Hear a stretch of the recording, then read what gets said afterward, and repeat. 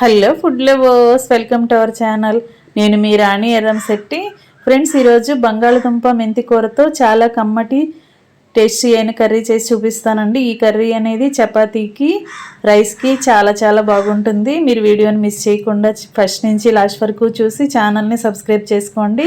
పక్కనే ఉన్న బెల్ బటన్ని క్లిక్ చేయండి. ఇంకా ప్రాసెస్ స్టార్ట్ చేద్దాం. ఉడికించుకున్న బంగాళదుంపలను తీసుకుని ముక్కలుగా కట్ చేసుకోండి. మెంతి కూర కట్టల్ని తీసుకుని శుభ్రం చేసుకుని కట్ చేసుకోండి. ఉల్లిపాయలు, పచ్చిమిర్చి తీసుకోండి. కుకింగ్ స్టార్ట్ చేద్దాం. స్టవ్ ఆన్ చేసుకుని కళాయి పెట్టుకుని 2 గరిటెల ఆయిల్ పోసుకోండి. బిర్యానీ ఆకు, లవంగాలు, దాల్చిన చెక్క వేసుకుని కొంచెం కరివేపాకు కూడా వేసుకుని బాగా ఫ్రై అయిన తర్వాత కట్ చేసి పెట్టుకున్న ఆనియన్స్ 1 కప్పు, కొన్ని పచ్చిమిర్చి ముక్కలు వేసుకోండి. కొంచెం అల్లం వెల్లుల్లి పేస్ట్ కూడా వేసుకుని బాగా ఫ్రై చేసుకోండి. ఆనియన్స్తో పాటు ఆయిల్లో ఫ్రై చేసుకోండి. ఆనియన్స్ మగ్గిన తర్వాత కట్ చేసి పెట్టుకున్న మెంతి కూరను కూడా బాగా ఫ్రై చేసుకోండి. కొంచెంగా సాల్ట్ వేసుకుని ఆయిల్లో మెంతి కూరను ఎక్కువసేపు ఫ్రై చేసుకున్నట్లయితే చేదు అనేది అస్సలు తెలియకుండా కర్రీ చాలా టేస్టీగా అనిపిస్తుందండి. మగ్గిన తర్వాత టొమాటో ముక్కలు కూడా 1 అరకప్పు వేసుకుని బాగా మగ్గించుకోండి. టొమాటో ముక్కలు కూడా సాఫ్ట్గా అయ్యేంత వరకు ఉడికిన తర్వాత మనం కట్ చేసి పెట్టుకున్న బంగాళదుంప ముక్కల్ని వేసేసుకోండి. దుంపలు కూడా ఆనియన్స్తో పాటు, టమాటోతో పాటు, మెంతికూరతో పాటు బాగా కలిసి కొంచెం సేపు మగ్గిన తర్వాత మూత పెట్టుకోండి. మూత తీసుకుని చూసుకున్నట్లయితే బంగాళదుంప కూడా ఆయిల్లో బాగా ఫ్రై అవుతున్నాయి కదా.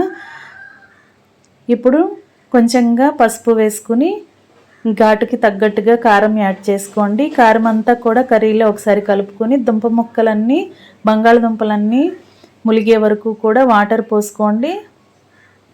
ఇప్పుడు వాటర్లో ఉడుకుతున్న కర్రీని బాగా కలుపుకోండి.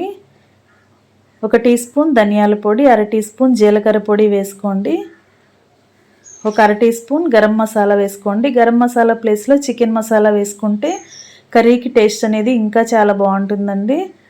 కొంచెం సేపు మూత పెట్టుకుని ఉడికించుకోండి. 2 నిమిషాలు ఉడికిన తర్వాత గ్రేవీ అనేది చిక్కబడటం స్టార్ట్ అవుతుంది కదా. చపాతీలోకి అయితే గ్రేవీ కొంచెం ఎక్కువగా ఉన్నప్పుడే మీరు స్టవ్ ఆఫ్ చేసేసుకోండి.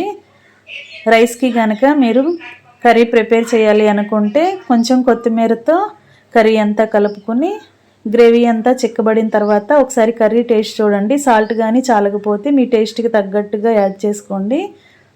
ఇంకా రెడీ అయిపోయిందండి. ఎంతో టేస్టీగా ఉండి బంగాళదుంప మెంతి కూర చాలా కమ్మటి రెసిపీ.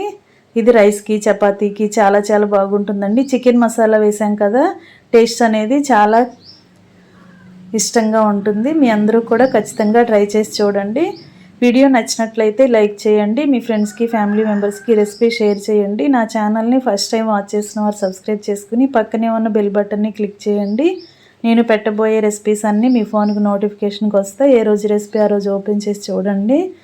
రెసిపీస్ కానీ ప్రాసెస్ కానీ నచ్చినట్లయితే మీరు కూడా కుక్ చేసి ఫ్యామిలీకి సర్వ్ చేయండి. టేస్టీ అయిన కర్రీ రెడీ అయిపోయింది కదా. మరొక రెసిపీతో మళ్ళీ కలుద్దాం. Thanks for watching. నేను మీ రాణి ఎర్రంశెట్టి.